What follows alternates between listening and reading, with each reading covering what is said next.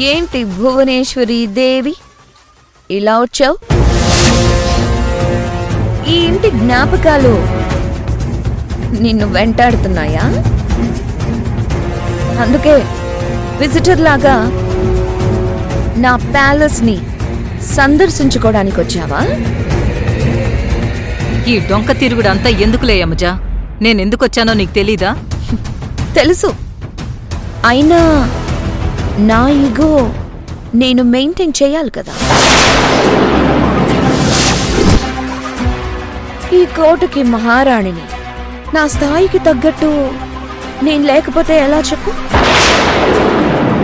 చూడు యమజా, నీ అహం చల్లారాలి అంటే నేను ఓడిపోవడం నీకు కావాలి.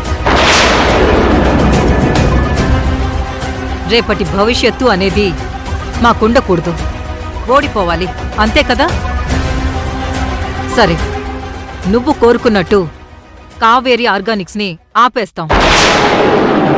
నీ నుండి దూరంగా నా కొడుకు కోడల్ని తీసుకుని ఎక్కడికైనా వెళ్ళిపోతాను. నువ్వే గెలిచావు యమజా. దయచేసి మా గురించి ఆ రుక్మిణిని బాధ పెట్టొద్దు. ఆవిడ్ని బయటకు విడిపించు. కేసు వాపస్ తీసుకో.